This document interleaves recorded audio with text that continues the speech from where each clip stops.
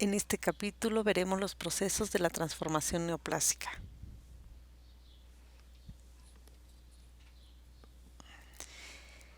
El cáncer llega a afectar a 1 de cada 3 individuos a lo largo de su vida y es la causa de la muerte de 1 de cada 5 personas.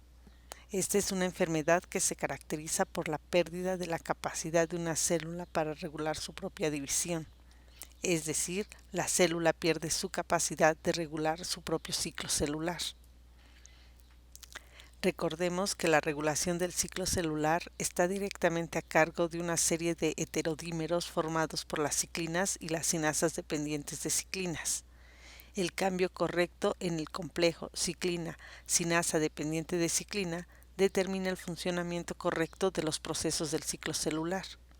Cuando una ciclina específica está presente en la célula, se une con la subunidad catalítica de una cinasa específica, lo que ocasiona un cambio importante en la conformación de la subunidad catalítica de la cinasa, produciendo el movimiento de una asa flexible de la cadena polipeptídica, permitiendo su fosforilación y de esta manera cambiar las fases del ciclo celular.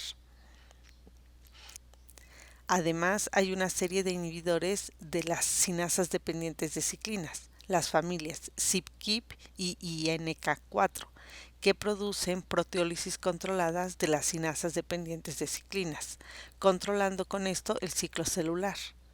Cuando hay un daño en el ADN, aumenta la expresión de la familia CYP/KIP, con la consecuente inhibición de las ciclinas E, A y B, que controlan las fases del ciclo S, M y G2 del ciclo celular, deteniendo el ciclo en la fase G1, a lo que se le conoce como el arresto celular en G1, mientras que se repara el daño.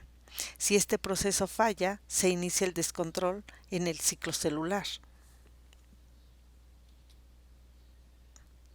El arresto celular está precedido por el sistema de vigilancia de la proteína P53, que está constantemente comprobando el rendimiento de todos los procesos del ciclo celular, y en particular los relacionados con la síntesis de ADN.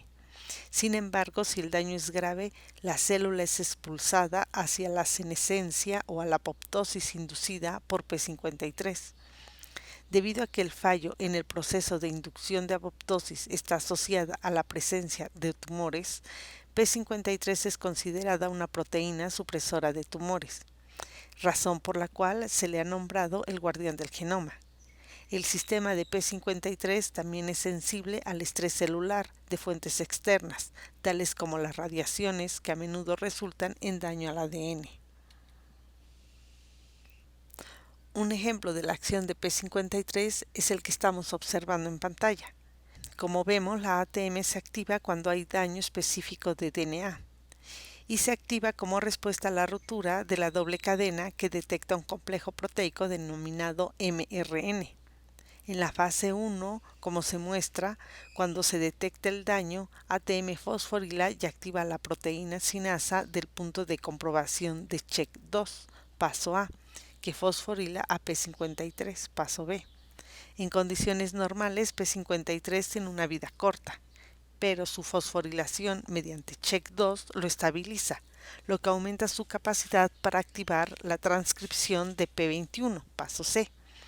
Posteriormente, P21, como factor de transcripción, inhibe en forma directa a las cinasas dependientes de las ciclinas, con lo cual inhibe a la ciclina E, A y B, como acabamos de ver. Y con esto se realiza el arresto celular para la reparación del daño.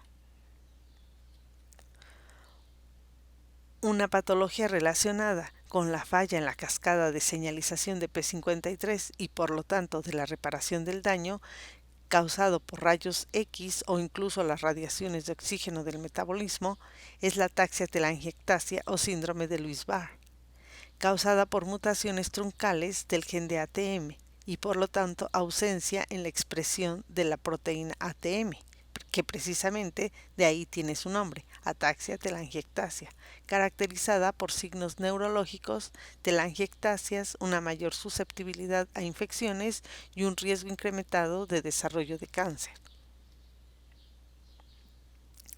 Por lo tanto, el cáncer es una enfermedad genética producida por alteraciones mutagénicas. y que debe de cumplir con varias características, entre ellas no adquirido de los padres. Como vemos, las anomalías relacionadas con el cáncer se dan principalmente después del nacimiento o durante el desarrollo fetal, pero que no necesariamente se adquirieron de los progenitores, siendo esta su primera característica. Tienen como segunda característica el descontrol del crecimiento. Al fallar el control del ciclo celular, se realizan divisiones celulares de la célula cancerígena en lugar de su apoptosis, con su descontrol en su número y su crecimiento. Por lo que la célula, aún después de un número determinado de ciclo celular y después de haber acortado los telómeros, no entra en crisis y por lo tanto no se lleva a cabo la apoptosis, sino que la telomerasa permanece activa y los ciclos celulares continúan, por lo que las células se vuelven inmortales. Por lo tanto, la transformación maligna se inicia a partir de una célula normal que se transforma en neoplásica. Sin embargo, el desarrollo de un tumor maligno, carcinogénesis, requiere varias transformaciones genéticas que reducen cada vez más la capacidad de respuesta de las células al mecanismo normal regulador del organismo. Este conjunto de alteraciones determina que las células proliferen de manera descontrolada e invadan tejidos normales. Para comprender un poco esto, tomaremos como ejemplo la progresión de alteraciones permanentes en una sola línea celular, desde la normalidad de las células del colon hasta la metástasis de estas. Como podemos ver en la figura, las células normales del colon pueden presentar pérdida del gen APC, ya sea por hipermetilación asociada a fumar o por algún otro mecanismo, como el causado por algunos medicamentos, como la aspirina. El gen APC recibe su nombre por ser el complejo promotor de la anafase, además de regular otros procesos del ciclo celular, por lo que su funcionamiento regula un adecuado ciclo, por lo que es llamado gen supresor de tumores. Debido a que su inadecuado funcionamiento resulta en un crecimiento inadecuado de las células del colon, también ha recibido el nombre de gen de los pólipos adenomatosos del colon. Cuando a las alteraciones del gen APC se le asocia una hipometilación del ADN que causa inestabilidad del cromosoma, las células que forman las glándulas responsables de la producción del moco, que sirve para lubricar el interior del colon, presentan un estado temprano de adenoma, es decir, una tumoración del colon. Si el daño continúa, los genes de la familia RAS, proteínas que participan en las vías de señalización celular que controlan la multiplicación y que también están involucradas en la apoptosis, mutan. Y con esto se aumenta el crecimiento celular del adenoma, pasando a un estado intermediario. Debido a que las mutaciones en RAS aumentan el crecimiento celular, se le clasifica como oncogen. El paso del estado de adenoma intermediario a un estadio tardío o de adenocarcinoma es debido a la pérdida del gen DCC, denominado así porque su deleción se asocia con carcinoma colon rectal.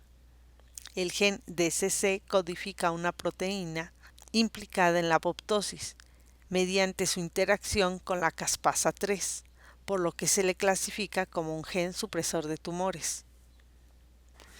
Una vez establecido el estado tardío del adenocarcinoma, es casi natural la pérdida del gen TP53, que codifica a P53, guardián del genoma, con lo cual el ciclo celular no entrará en arresto celular y continuará sus ciclos celulares a pesar de estar dañado, dando como consecuencia aumento del número de células dañadas.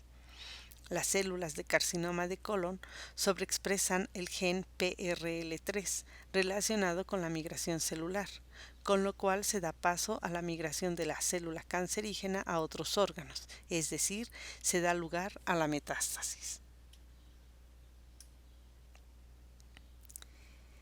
Están reportados varios mecanismos mutagénicos, por los cuales un gen sufre mutaciones, entre ellos deleciones, duplicaciones, translocaciones, mecanismos mediante los cuales se obtienen proteínas con función alterada o con un aumento de su función o sin función, como ya hemos visto anteriormente. Los genes que participan en la carcinogénesis constituyen un subconjunto específico del genoma, cuyos productos proteicos están implicados en la progresión a través del ciclo celular, la reparación del daño del ADN, la adherencia entre células vecinas y la capacidad de migración. Estos genes se dividen en dos grandes categorías: genes supresores de tumores y oncogenes, como estuve nombrando durante la explicación del cáncer del colon. Para que se produzca un tumor debe haber al menos dos mutaciones, una en un gen supresor de tumor y la otra en un protooncogen que dará lugar a un oncogen. Los genes supresores de tumores codifican proteínas que restringen el crecimiento celular y evitan que las células se malignicen, por lo que su deficiencia o falla genera células tumorales.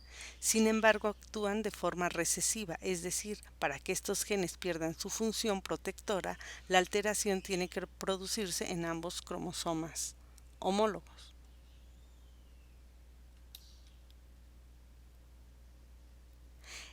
Entre estas proteínas tenemos a las que regulan y controlan el ciclo celular, así como las relacionadas con la apoptosis, como las que ya hemos visto.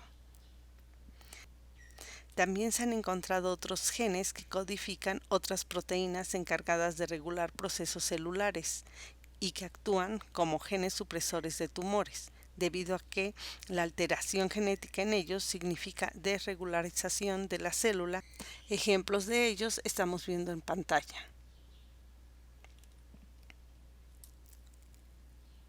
Los genes supresores de tumores, como ya dijimos, presentan un mecanismo carcinogénico de dos pasos, es decir, los dos genes que poseen la célula deben estar alterados para que se presente la enfermedad, y lo hacen en dos pasos. Como podemos observar en la imagen, una vez mutado el gen, ya sea durante el desarrollo, figura A, o por haberlo adquirido de los padres, figura B, una vez mutado, con el tiempo mutará el otro gen, con la consecuente pérdida de control y la presentación de la enfermedad. El ejemplo que tenemos es el tumor canceroso de retina, conocido como retinoblastoma, que se presenta aunque solo haya heredado la mutación del gen RB de un progenitor. La proteína RB, que como vemos en la pantalla, paso 1, es un factor de transcripción silenciador de la ciclina E, normalmente es fosforilada por el complejo ciclina D, CDK4 o 6. La fosforilación de la proteína RB hace que se separe de la región promotora, fase 2, y el factor de transcripción activador E2F puede activar la transcripción de ciclina E, paso 3, con lo cual se transcribe el RNA mensajero de la ciclina y posteriormente se realiza la traducción para formar la proteína ciclina E, paso 4. Esto aumenta la concentración de ciclina E y puede formarse el complejo ciclina E CDK2, con lo cual se da el paso de la fase G1 a la fase S, paso 5 del ciclo celular. Errores de splicing, mutaciones puntuales y pequeñas lesiones en la región promotora de la proteína RB inhiben su desfosforilación, lo que ocasiona concentraciones elevadas de ciclina E y como consecuencia descontrol en el paso de la fase G1 a S, originando crecimiento descontrolado de la retina, patología conocida como retinoblastoma.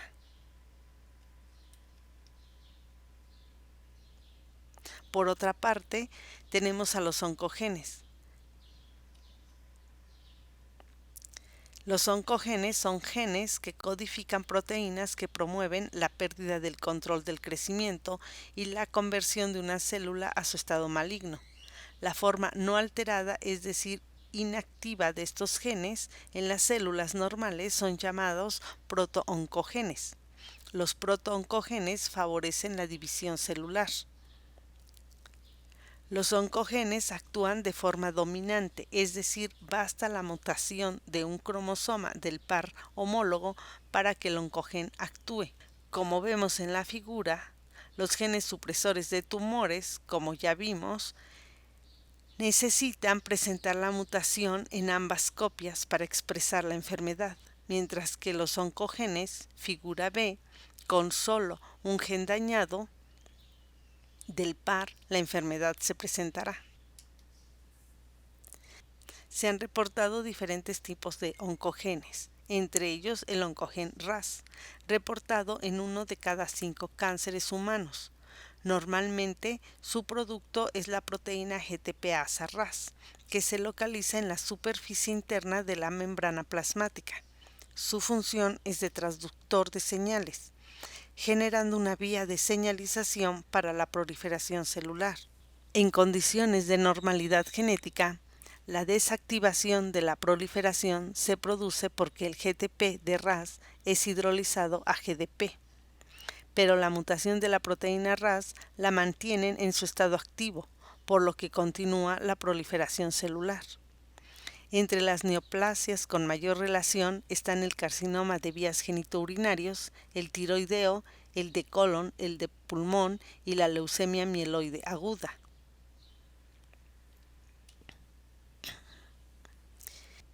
Entre los oncogenes que codifican proteínas quinasas de serina trionina y de tirosina se encuentra RAF, cuyo producto normal es la quinasa RAF, situada al inicio de la cascada MAPK, la vía primaria para el control de la proliferación en muchos tipos celulares. La forma oncogénica mantiene la proteína en la forma activa, evitando que se desactive la proliferación celular. El proto-oncogen MYC codifica factores de transcripción nuclear cuyo producto alterado provoca el paso descontrolado de células a G1, iniciando una proliferación celular que no debía tener lugar, por lo cual es una de las primeras proteínas en aparecer cuando una célula en etapa latente se estimula por factores de crecimiento para reingresar al ciclo celular y dividirse. Altas concentraciones de nutrientes como glucosa y glutamina han sido asociadas con la activación oncogénica de MYC. El linfoma de Burkitt fue una de las primeras neoplasias relacionadas con este gen. Protooncogenes que codifican productos que afectan a la apoptosis, como el oncogen BCL2, han sido relacionadas con neoplasias como el linfoma folicular en su mutación oncogénica, debido a que su sobreexpresión suprime la apoptosis. Por último, diremos que algunos genes de factores de crecimiento pueden ser protooncogenes, como el factor de crecimiento derivado de las plaquetas, que ha sido asociado con tumores cerebrales.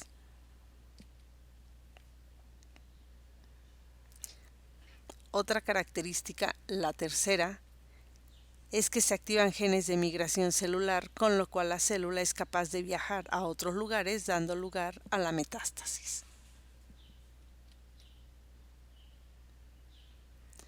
Como vimos en la progresión del cáncer del colon, el cáncer tiene como característica que es multifactorial. Es decir, hay varios factores que pueden asociarse a su presentación, siendo la cuarta y tal vez la más importante característica del cáncer, debido a que gracias a ella muchos cánceres pueden ser prevenidos. Entre estos factores se encuentran diversos agentes cancerígenos, físicos, químicos y biológicos que pueden transformar los genes convirtiendo una célula normal en neoplásica. El mecanismo mutagénico es muy variado, dependiendo de las células sobre las que se ejerce la acción y dependiendo en gran medida del agente. Algunos alteran la secuencia de nucleótidos del ADN. Otros se vuelven cancerígenos solo después de su activación dentro del organismo, donde las distintas oxidasas celulares los convierten en sustancias cancerígenas. La aplicación experimental de cancerígenos ha demostrado que por lo general se requiere una aplicación repetitiva del agente para que ejerza su efecto. Entre los agentes causantes de cáncer que merecen una mención especial están los componentes del cigarrillo. en especial el humo del tabaco, que contiene miles de sustancias químicas, incluyendo al menos 70 que se han asociado con cáncer. Además, se ha reportado que en las hojas del tabaco usadas para hacer los cigarrillos se encuentra material radiactivo proveniente de la tierra y el fertilizante usado durante el crecimiento de las plantas de tabaco. Estos materiales radiactivos se emiten en el humo al encender el tabaco, humo que los fumadores activos y pasivos introducen a sus pulmones al fumar, asociándose a cáncer de pulmón.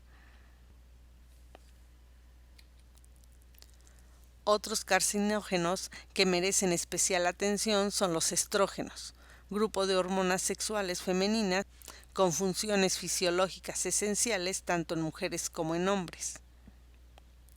El receptor de estrógenos es un receptor de hormonas nucleares que actúa como factor de transcripción que regula la expresión génica de proteínas involucradas en la regulación del ciclo celular, induciendo la expresión de ciclina D y de proteínas CYP, P21 y P27, induciendo la multiplicación celular. Sin embargo, un aumento en los estrógenos o en sus receptores podría inducir proliferación descontrolada del tejido, con un mayor riesgo de ciertos cánceres. Diversos estudios han indicado que el riesgo de una mujer de presentar cáncer de seno está relacionada con el estrógeno y la progesterona producidos por sus ovarios, lo que se conoce como estrógenos y progesterona endógenos. Debido a exposición por largo tiempo o por concentraciones elevadas de estas hormonas causadas por empezar la menstruación a una edad más joven o por llegar a la menopausia a una edad más tardía o por tener más años cuando sucede el primer embarazo o por nunca haber dado a luz. Por el contrario, haber dado a luz es un factor protector de cáncer de seno. Este riesgo se ve aumentado por la terapia con estas hormonas, es decir, exógenas. Así, por ejemplo, la toma combinada para la menopausia de estrógenos más progestina, la cual es una forma sintética de la hormona femenina progesterona, se ha asociado con un aumento del riesgo de una mujer de padecer cáncer de seno o mama. Aunado esto, el riesgo se hereda de generación en generación, de acuerdo con estudios realizados en mujeres embarazadas en los Estados Unidos entre 1940 y 1971, a quienes se les administró dietil-estil-tilvestrol, DES por sus siglas en inglés, una forma de estrógenos que se recetaba para prevenir abortos, inicio prematuro del parto y problemas relacionados con el embarazo. Las mujeres que recibieron DES durante el embarazo tuvieron un riesgo mayor de cáncer de seno. Sus hijas tienen un riesgo mayor de cáncer de vagina, de cérvix y de cuello uterino, y actualmente se están estudiando los efectos en los hijos y los nietos de las mujeres que hayan tomado DES durante el embarazo. Además, los anticonceptivos orales podrían aumentar el riesgo de cáncer de cuello uterino, cáncer cervical, al cambiar la susceptibilidad de las células del cuello uterino a una infección persistente por los tipos de VPH, de virus del papiloma humano, de alto riesgo, la causa prácticamente de todos los cánceres cervicales. Existen varios virus oncogénicos que portan genes cuyos productos interfieren con la actividad normal que regula el crecimiento celular. Entre ellos se incluyen los de ADN y los de ARN. Entre los de ADN, como ya mencionamos, el virus del papiloma humano, que causa cáncer cervical. Otros son el virus de la hepatitis B, que causa cáncer hepático.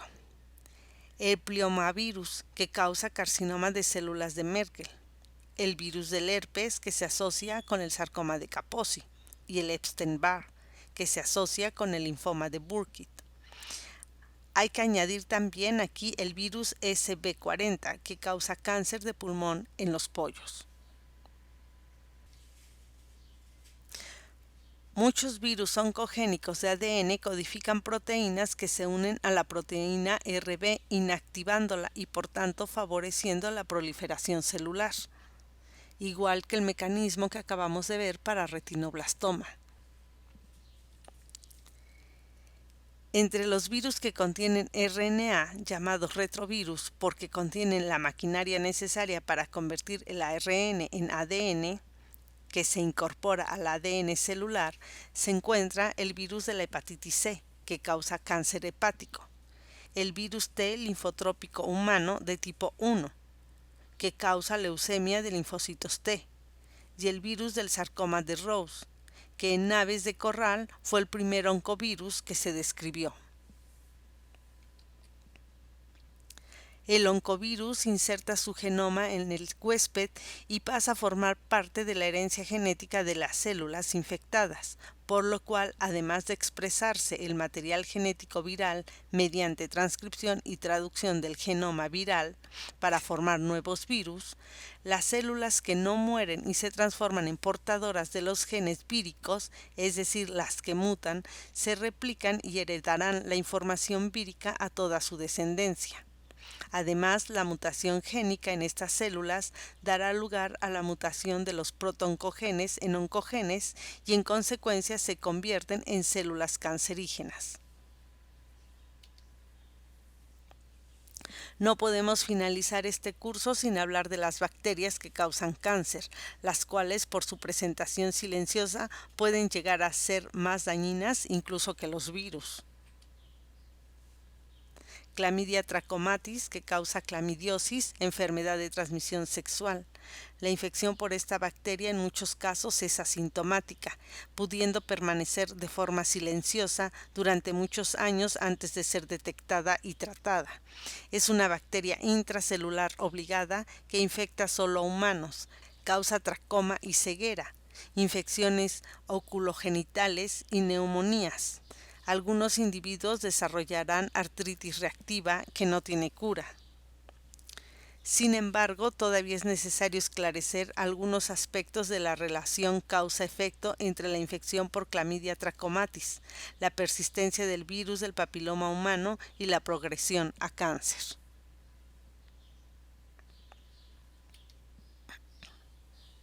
Y finalmente tenemos a la bacteria reina del cáncer, Helicobacter pylori, que puede producir inflamación de la mucosa gástrica, la cual puede progresar a gastritis, úlcera péptica, hasta linfoma de tejidos linfoides asociados a mucosa.